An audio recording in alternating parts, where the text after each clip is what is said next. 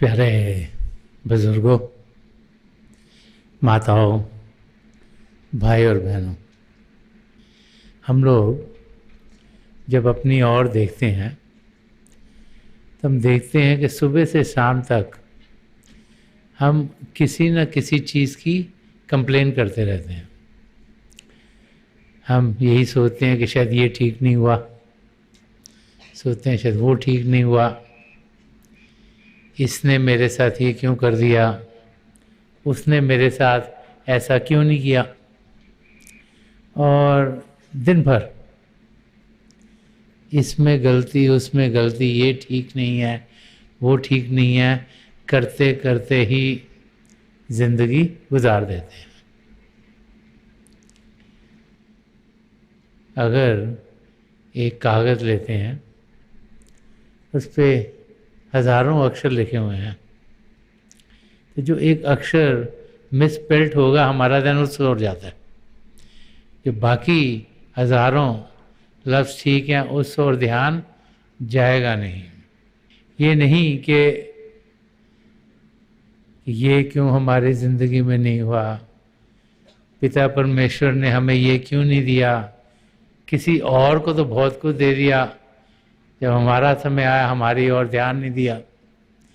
इस किस्म के ख्यालात जो नेगेटिव हैं वो ज़िंदगी को और मुश्किल बना देते हैं।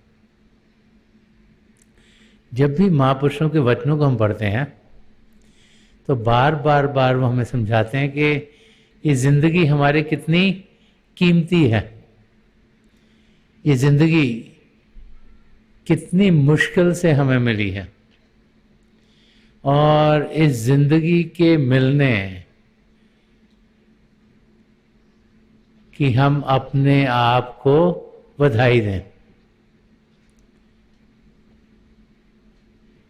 हमारी आत्मा प्रभु से बिछड़ गई और निचले मंडलों में पहुंच गई। फिर समय के साथ उसे ये भी भूल गया कि वो कौन है और कहाँ से आई है, उसका निज धाम क्या है। और फिर जहाँ उसने अपने आप को पाया वहाँ की रंग रंगीनियों में वो धंसती चली गई।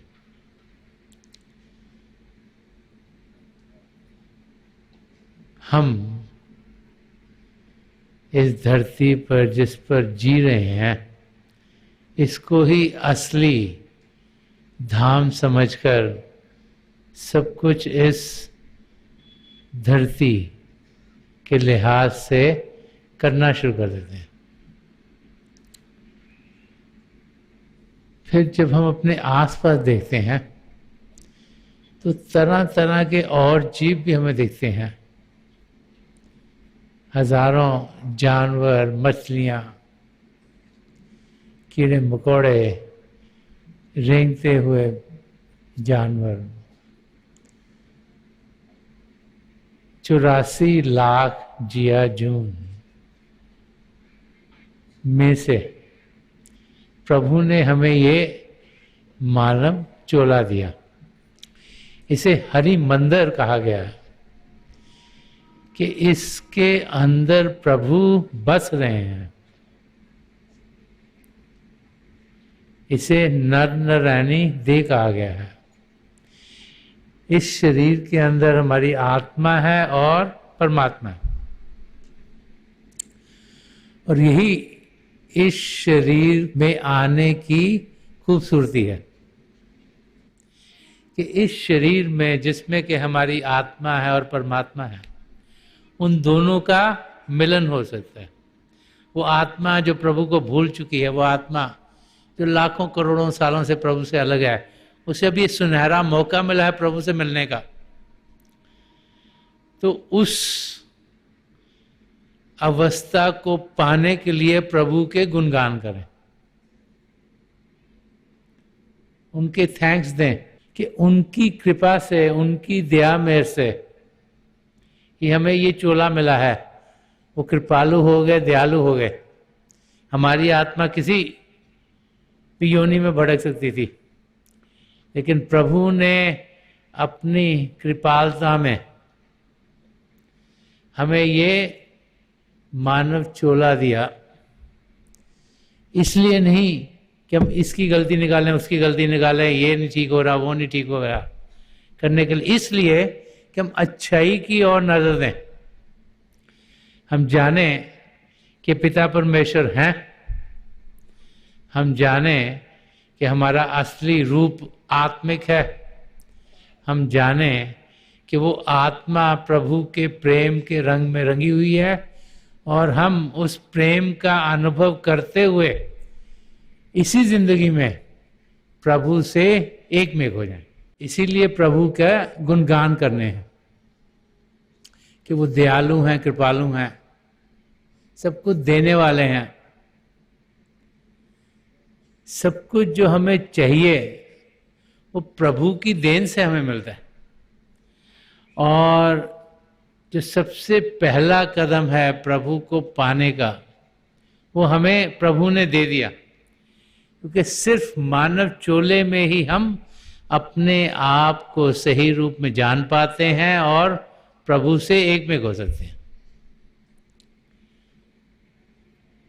अगर ये ना हो तो ना तो हम अपने आप को सही रूप में जान पाते हैं, और अगर अपने आप को सही रूप में जानेंगे नहीं तो प्रभु को पाने का तो कोई सवाल ही नहीं उठता। तो प्रभु के गुणगान करें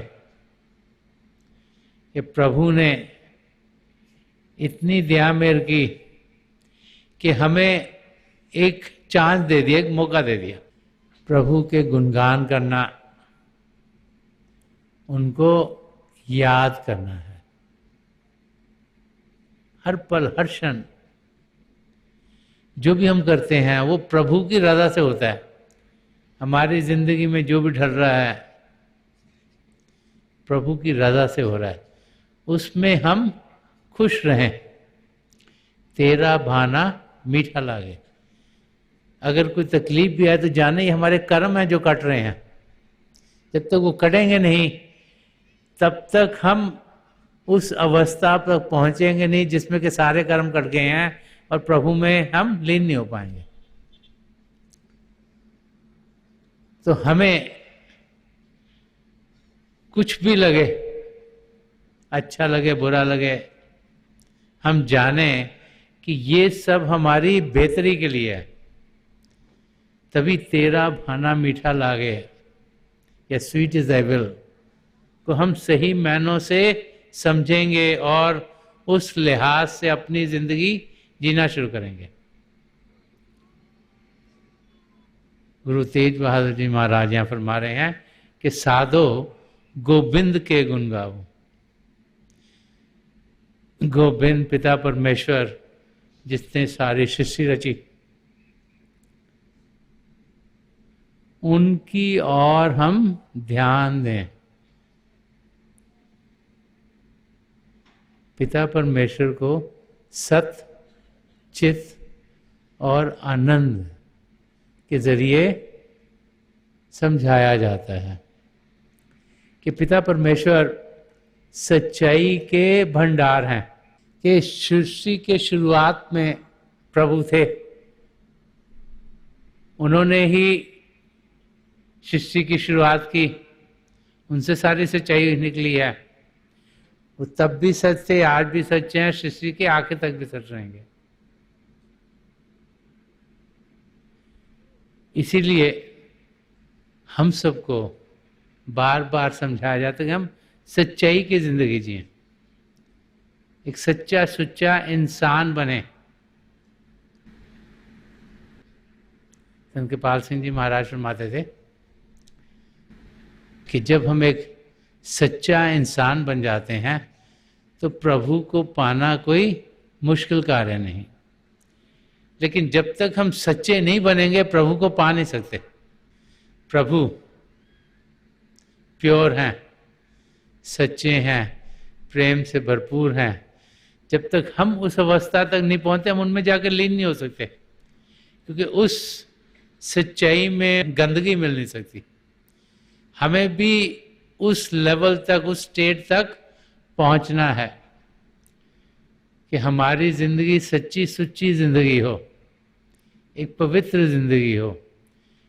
हम प्यार से जिएं, निष्काम सेवा भाव से जिएं, करुणा से जिएं, औरों के मददगार हों।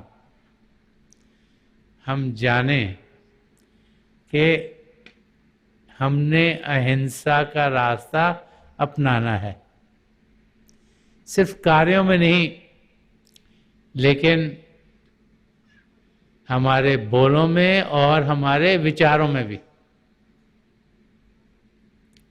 कि समझ हमारी ऐसी हो जाए जैसी प्रभु चाहते हैं, समझ हमारी सही हो जाए। ये समझ सही होगी, विचार सही आएंगे, विचार सही होंगे, बोल सही आएंगे, बोल सही आएंगे तो कार्य सही होंगे। किसी में हिंसा ना हो। और फिर जिंदगी वो हो जिसमें इस जिंदगी के मकसद को पाने की और कदम बाकायदगी से रोजाना उठें। पिता परमेश्वर जिनके भाने में सब कुछ चलता है, वो चाहते हैं कि हम उनसे जाके मिलें। इसीलिए हमारी आत्मा को उन्होंने चुना। तो करोड़ों आत्माएं हैं जो भटक रही हैं और योनियों में, मैं थोड़ी सी चुनी। इस वक्त इस दुनिया में कुछ 7 बिलियन लोग जी रहे हैं। प्रभु ने इन्हें चुना और इन्हें ये मौका दिया, ये मानव चोला दिया, ताकि ये आत्माएं प्रभु से एक में एक हो सकें। साधो गोविंद के गुण गाओ। कि हम प्रभु की जो कैरेक्टरिस्टिक्स हैं उनके गुण गाएं, कि सच्चाई का रास्ता हम अपनाते हुए अपनी जिंदगी गुजारना शुरू करें। और एक और कैरेक्टरिस्टिक जो प्रभु की समझाई जाती है वो चित्त की है, सत चित आनंद। प्रभु को पाना और चेतन होना है। हम वो सब करें जो हमें और चेतन करे। भंग, चरस, शराब ये समय अचेतन करते हैं, हमारी चेतनता को बिगाड़ते हैं। इनसे हम परहेज करें। हमें और चेतन होना है, तभी हम प्रभु को जान पाएंगे। अभी तक क्या है कि हमारी चेतनता या हमारा ध्यान सिर्फ बाहर की दुनिया में लगा हुआ है और मन इंद्रियों के घाट पर जीते हुए हम सिर्फ वो अनुभव करते हैं जो इस दुनिया का है। आंखों से हम देखते हैं वहां तक जहां तक ये आंख दिखाती है। क्या देखते हैं? जो इस दुनिया के मैटर या जड़ता का कुछ बना हुआ हो। कानों से हम सुनते हैं वो फ्रीक्वेंसीज जो प्रभु ने इस शरीर में दी हुई हैं सुनने के लिए। बट सुनते क्या हैं? आवाजें औरों की, इंसानों की, जानवरों की, परिंदों की। नाक से सुनते हैं तो क्या सुनते हैं? दुनिया की जो पदार्थ है उनको सुनते हैं। कानों से इंसान सुनता है, आंखों से देखता है, नाक से सुनता है, जबान से चखता है। चखता क्या है? जो खाना जिस दुनिया की चीजों का बना हुआ है, फल सब्जियां, जो कुछ भी हम खाते हैं उनको चखते हैं, वो सब इस दुनिया की हैं। और फिर स्पर्श की इंद्रिय है। किसी चीज को हाथ लगाओ, टेबल सॉलिड है, कोई और चीज है, कोई नरम है, उससे फीलिंग्स ऑफ टच आती हैं। तो इन 5 इंद्रियों के जरिए इंसान जी रहा है और इनके जरिए सिर्फ वो चीजें जो इस दुनिया की हैं वो हम उनकी जानकारी पाते। ये सब सीमित है। आंखों से भी जो देखते हैं वो वहां तक ही देख सकते जहां तक ये आंखें देखने देंगी। हो सकता है आधा मील, 1 मील, 2 मील, 3 मील, 4 मील, उसके आगे हम देख नहीं पाते। और इन आंखों से अगर कोई चीज सॉलिड आ जाए, रुकावट हो जाए, तो उसके परे नहीं देख पाते। लेकिन हमें पता है कि और एक्सरेज हैं जिससे कि हम इंसान के शरीर के अंदर भी देख पाते हैं। हम वो फ्रीक्वेंसी सुनते हैं जो प्रभु ने ये कान हमारे जो बनाए ये सुनने के लिए दिए हैं। लेकिन कई जानवर हैं या समुद्र में मछलियां जो उससे ऊपर या नीचे की फ्रीक्वेंसी सुनती हैं। ऐसे ही जो बाकी हमारी इंद्रियां ये सब सीमित है, लिमिटेड है, इसी रेंज में रहती हैं। हम प्रभु जो असीम हैं, जिनकी कोई लिमिट नहीं, उनकी अंश हैं, उन्हीं का हिस्सा है। तो सही मायने में हम में भी कोई लिमिट नहीं है, कोई सीमा नहीं है, क्योंकि हम सिर्फ बाहर की इंद्रियों के घाट पर जीते हैं, इसलिए हम अपने आप को सीमित पाते हैं। उससे हमें ऊपर उठना है। वो कैसे होगा? जब हमारी चेतनता बढ़ेगी। अभी सिर्फ फिजिकल कॉन्शियसनेस है, शारीरिक चेतनता है। उसके आगे मेंटल कॉन्शियसनेस होती है जो कि मानसिक चेतनता है। उसके आगे जाकर स्पिरिचुअल कॉन्शियसनेस आती है जो आध्यात्मिक चेतनता है। अगर हम जिंदगी भर सिर्फ शरीर और मन के दायरे में रुक गए, क्योंकि हम वहां रुके हुए हैं, इस करके जो सही चेतनता है, जो आध्यात्मिक चेतनता है, जो अपने आप को सही रूप में जानना है, वो रूप जो परमात्मा का रूप है, वहां तक हम पहुंच नहीं पाते। तो प्रभु के गुण गाएं कि पिता परमेश्वर ने हमें ये शरीर दिया, इसमें वो पदार्थ दिए हैं जिनका इस्तेमाल करके हम उस चेतन अवस्था तक पहुंच सकते हैं। अब प्रभु ने हमें सबको दे दिया, उसको इस्तेमाल तो हमने करना है।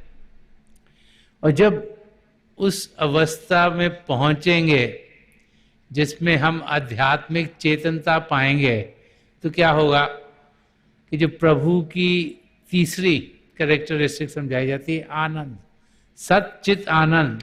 अगर हम अपनी जिंदगी देखें तो हमारी जिंदगी में हमें क्या लगता है? लगता है ओहो, अगर ये स्पेक्ट्रम चल रहा है, टाइम यहां से यहां चली जा रहा है, तो लग रहा है ओ यहां पर भी तकलीफ आ गई, यहां पर तकलीफ आ गई, यहां पे थोड़ा सा क्षण आया था जो खुशी का था, फिर एक तकलीफ आ गई, दूसरा फिर जरा सा क्षण खुशी का आया। लगता है अगर पेंडुलम हो टाइम का, और अगर यहाँ पर हमें तकलीफ हो रही है और यहाँ पे खुशी है, तो लगता है हमारा पेंडुलम तो यहाँ तकलीफ पर ही स्टक हो गया, इधर जाता ही नहीं है। इधर कभी कभी जाता है तो वापस आ जल्दी। तो अगर हम खुश भी होते हैं जो चंद क्षणों के लिए, फिर कोई ना कोई तकलीफ आ जाती है। तो वो आनंद की अवस्था जो सदा सदा के लिए रहे, वो हम सब पा सकते हैं, जिसमें कि हमारा पेंडुलम तकलीफ में नहीं लेकिन खुशी की अवस्था में स्टक है, वहां पर जाके पड़ा हुआ है। उसके लिए गोविंद का गुणगान करें, इसके लिए पिता परमेश्वर के थैंक्स करें, उनका धन्यवाद करें कि उनके करके ही हम वो पा सकें। तो यहां गुरु तेज बहादुर जी महाराज हमें यही समझा रहे हैं कि हमें अपनी जिंदगी प्रभु को याद करके, प्रभु की ओर ध्यान करके, उनकी देनों को जिंदगी में पाते हुए, उनका शुक्रिया अदा करते हुए जीना है। अगर कोई तकलीफ आए भी तो ये ना सोचें कि तकलीफ क्यों आ गई, ये जाने कि वो भी टल जाएगी। कि कुछ कर्म जो पहले के हैं, जो हमने इस जिंदगी में बना लिए हैं, उन्होंने भी हमारी आत्मा से हटना है ताकि हम उस अवस्था में पहुंचे जिसमें आत्मा का मिलाप परमात्मा में। आगे शब्द में कुछ एग्जाम्पल्स लेकर गुरु साहब हमें और इस जिंदगी के रहस्यों को खोल के समझा रहे हैं। फरमा रहे कि मानस जन्म अमोलक पायो, समझा रहे हैं कि इस जन्म को अनमोल समझो, इसकी कीमत कहीं से नहीं मिल सकती। अगर आप कहो कि मैं इतने करोड़ रुपए देकर एक जीवन ले लूं, वो मिलेगा नहीं, वो पॉसिबल नहीं है। ये तो प्रभु की देन है कि ये मानव चोला हमें मिला है। इसकी कोई कीमत नहीं हम लगा सकते, ना ही दे सकते हैं। नहीं हम सोचें बड़े पढ़ लिख कर हम बड़ा अच्छा कुछ कर पाएंगे। ये प्रभु की देन है कि ये शरीर हमें दिया गया कि मानव जन्म अमोलक पायो, कि जानो कि ये अनमोल है। एक सुनहरा मौका जो पिता परमेश्वर ने हमें दिया है कि हम अपनी मंजिल तक पहुंच जाएं।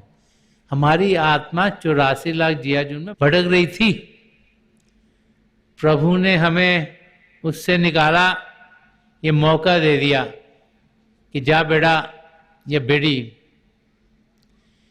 मैं तुझे मौका दे रहा हूं कि तू मुझ में आकर मिल और 84 लाख जियाजून से छुटकारा पा। और जो कुछ तुझे चाहिए मुझे मिलने के लिए मैं सब तुम्हें दे रहा हूं।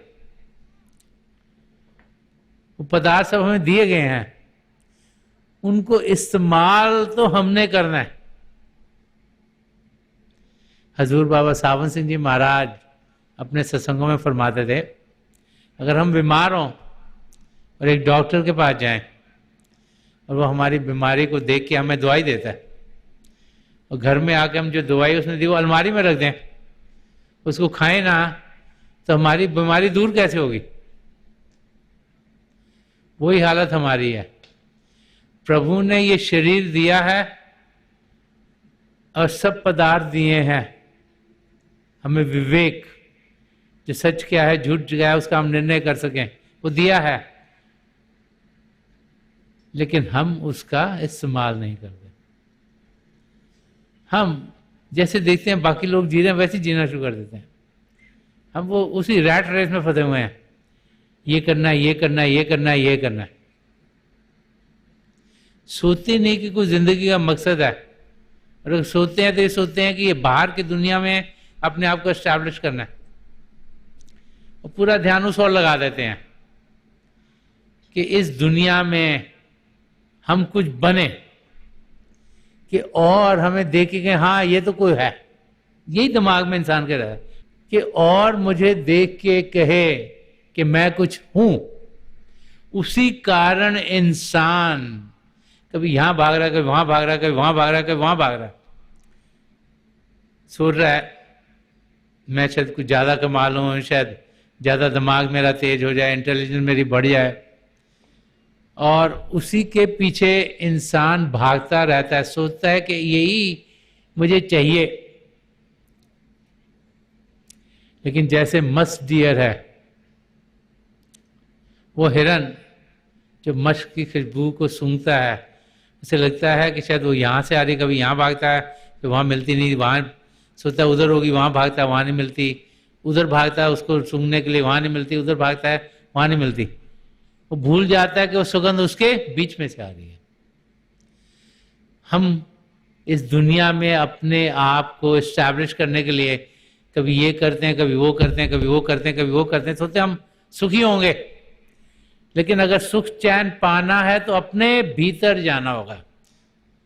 गुरु अर्जन देव जी महाराज ने फरमाया कि सब कुछ घर में बाहर नहीं, बाहर टोले सो भरम बुलाई, कि सब कुछ इंसान के अंदर है, अपने घर में है, बाहर कुछ भी नहीं है।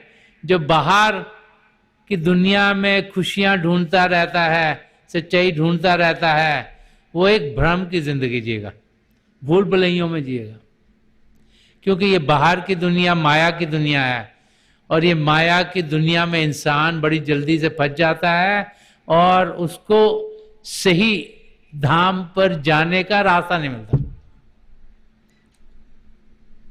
तो यहां पर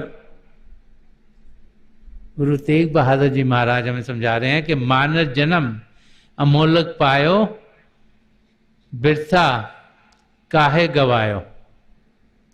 वो कह रहे हैं ये शरीर बड़ी मुश्किलों से मिला, बड़े भागों से मिला है, ये अनमोल है, इसकी कोई कीमत नहीं, तुम यहां कुछ भी दोगे तो तुम्हें मिल नहीं सकता, इसको व्यर्थ में तुम गवा क्यों रहे हो?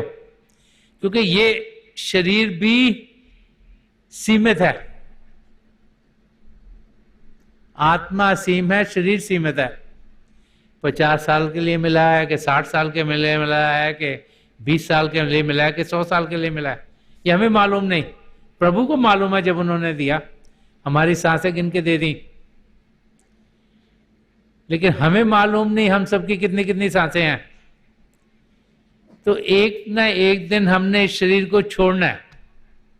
ये मौका गया, हाथ से गया, फिर जैसे जैसे हमने कर्म किए, जैसे जैसे कार्य किए, जैसे जैसे बोलते, जैसे जैसे सोच विचार किए जब इस शरीर में थे, उसके लिहाज से फिर किसी और योनि में हम चले जाएंगे। तो फरमा रहे हैं कि इस सुनहरे मौके को वर्थ में गवाओ नहीं, ये बड़े मुश्किल से मिला है, हम बड़े किस्मत वाले हैं कि हमें ये मिला है, इसका पूरा पूरा फायदा उठाओ। कबीर साहब ने फरमाया कि 4 किस्म के राम होते हैं, कि एक राम दशरथ का बेटा, एक राम गटगट में बैठा, एक राम का सगल पसारा, एक राम सबों तो न्यारा। पहला राम भगवान राम जिसको हम बुलाते हैं, राजा दशरथ के बेटे। एक राम गटगट में बैठा, वो कौन सा राम है? हमारा मन। वो हर एक के बंदर है, हर एक शरीर में एक मन भी बैठा है। हम ज्यादा तो उसी की मानते हैं, जैसे मन कहता है वैसे ही करते रहते हैं। वो कोई ना कोई इच्छा भेजता है, हम उसको पूरी करने में लग जाते हैं। एक राम दशरथ का बेटा, एक राम गटगट में बैठा है, एक राम का सगल पसारा। तीसरा राम कौन सा है? काल, जिसके पास पिंड अंड और ब्रह्मांड की जुरिडिक्शन है। इन तीनों जो मंडल हैं, इनमें कर्मों का विधान चलता है काल के लिहाज से, जैसी करनी वैसी भरनी।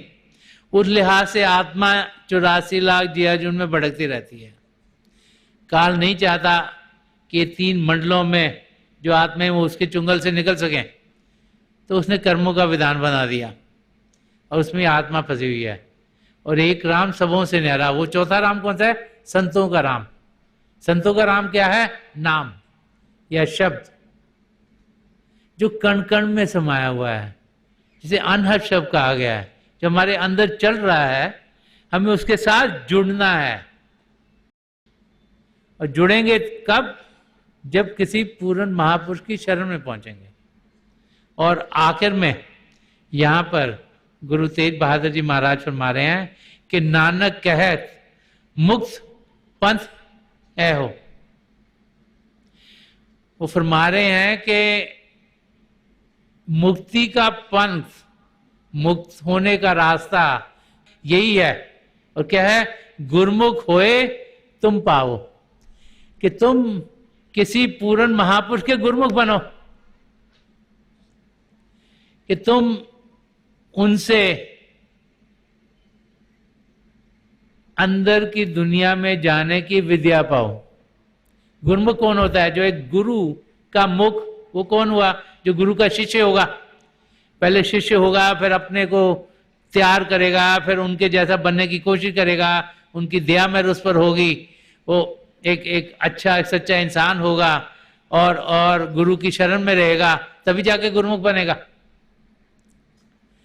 कि एक शिष्य और गुरु का रिश्ता, नाता होना बहुत जरूरी है। यही यहां समझाया जा रहा है कि नानक कहत मुक्त पंथ है हो, कि मुक्ति का जो रास्ता वो यही है कि गुरमुख होए तुम पावो, कि तुम भी गुरुमुख बनो। किसी पूर्ण महापुरुष की शरण में जाकर अंदर की दुनिया में जाने का रास्ता सीखो। प्रभु के गुण गाओ, प्रभु के नाम का जाप करो, शरीर को शांत करो, मन को शांत करो, अंदर में रूह की उड़ान हो, और तुम्हारे सदगुरु की मदद से तुम सचखंड में पहुंचो। पहले उनमें लीन हो, फिर वो तुम्हें प्रभु में लीन करा दें, ताकि 84 लाख जिया जून से तुम्हें छुटकारा मिल जाए।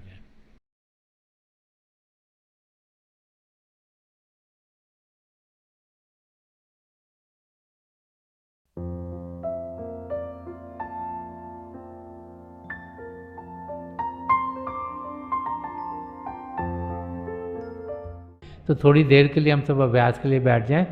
आप जहाँ भी बैठे हैं आराम से बैठिएगा, अपनी आंखें बंद कर लीजिएगा। ये जो आई बॉल्स आँखों के डले सीधे सामने फोकस हो, जैसे 8-10 सामने आप फोकस हो। आंखें बंद करते ही वो भाई बहन जिन्हें नाम की देन मिली, आप सिमरन कीजिएगा। और जो भाई बहन यहाँ नए हैं, आप पिता परमेश्वर के किसी भी जाति नाम का जाप कीजिएगा।